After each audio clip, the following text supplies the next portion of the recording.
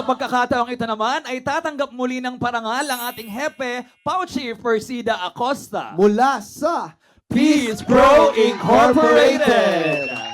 At upang igawad po ang parangal, makakasama po natin live ngayon sina Bishop Romel Maraya, Chairman, Founder, Bishop Venus Agustin, Executive Vice President, Reverend Alex Ignacio, Vice President for Barangay Affairs, Pastor June Danao, Vice President for Media Affairs, Maria Cristina Belen, Secretary General, Attorney B. Barte, Engineer Ariel Duran, and Mr. Polong Flores. Opo. Mapagpalang araw ho mga kababayan mula Luzon, Visayas, and Mindanao. It is an honor for us to be here to give this very significant award because our country needs moral and spiritual values foundation so far. And to all the attorneys na naglilingkod po sa bayan, kagalakan po namin. Una kami po, yumuyo ko po sa inyo, aming mahal na attorney. Paggalang po ng Philippine Ecumenical Alliance, Chaplaincy Empire. We call ourselves, we are the state counselors. Ang sabi po ng Biblia sa Proverbs 11:14, where there is no counselors, people fall. But when there are multitudes of counselors, there is safety. At nandyan po ang mga attorney, katulad po na ating mahal na Chief ng PAO, kagalakan po namin na ihandog ko sa inyo. At magsasalita pa po kami isa-isa or just want to honor you? Okay, so bago ko po I would like to introduce, kayo na mag-introduce sarili. I am Bishop Romel Maraya. I am the chairman and founder of the Philippine State Council or the Philippine Ecumenical Alliance Chaplaincy Empire Professional.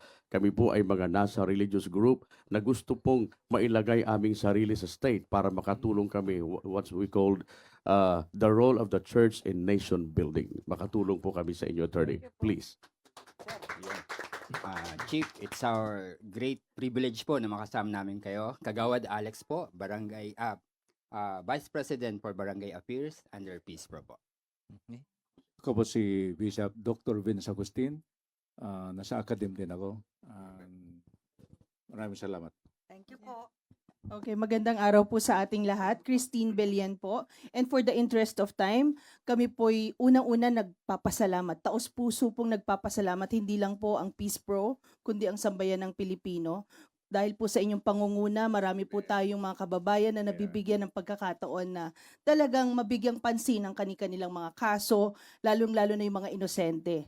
So maraming salamat po. At dahil po sabi ko nga kanina, for the interest of time, alam po nating marami pa po tayong gustong ibahagi sa ating mga kababayan.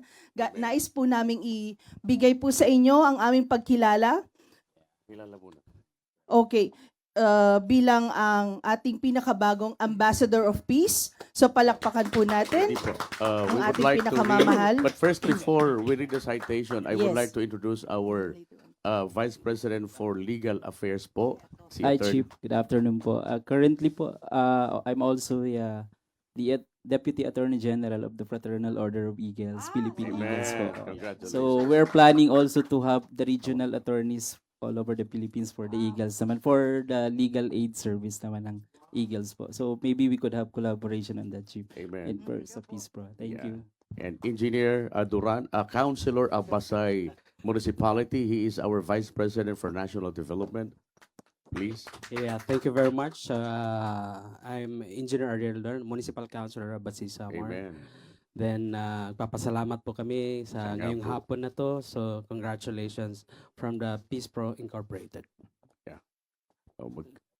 Si June, ang ating media.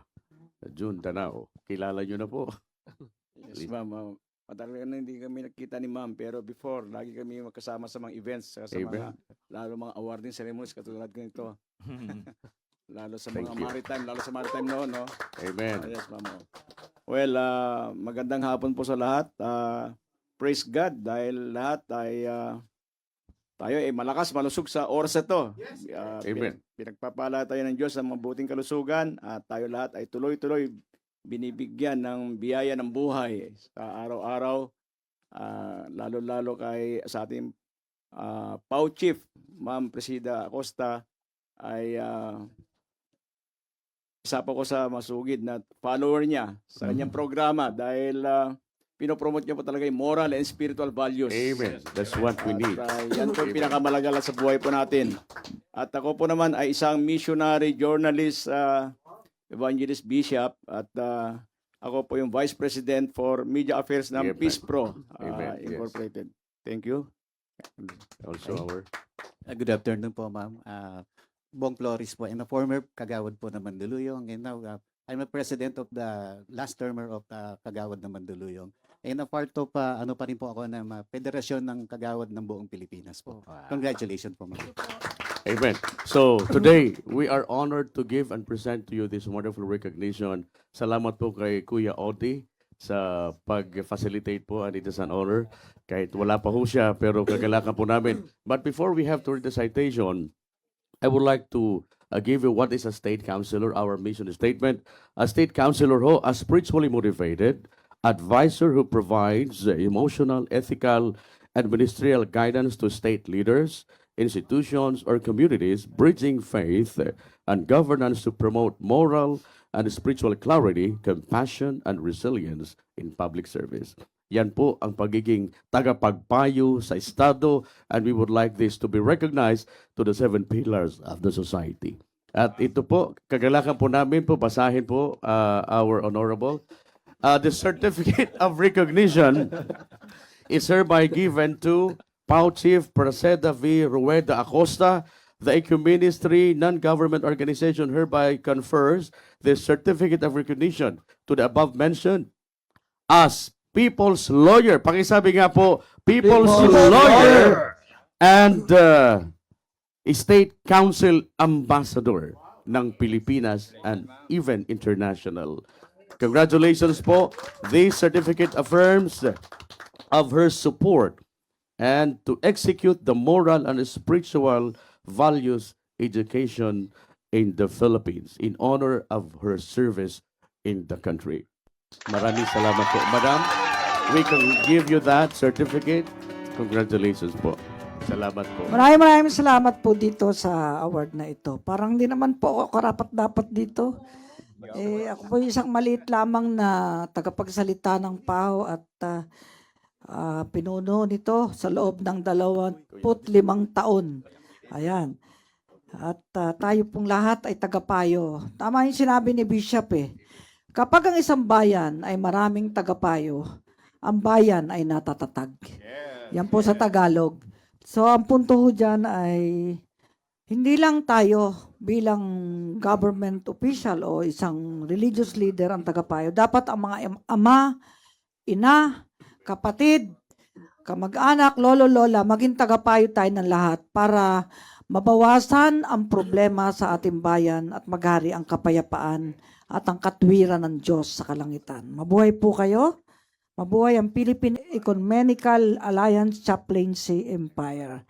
Ayan. Salamat po Bishop Maraya, Bishop Agustin. Mabuhay po kayo. Mabuhay din po ang Agila. Alam ko, Agila rin kayo. Ayan. Mabuhay po sapagkat ang bayan po natin nangangailangan talaga ng mga taong magiging gabay ng lahat para sa kaunlaran ng ating inang bayan. Ito po ay ang pang 59th award this year!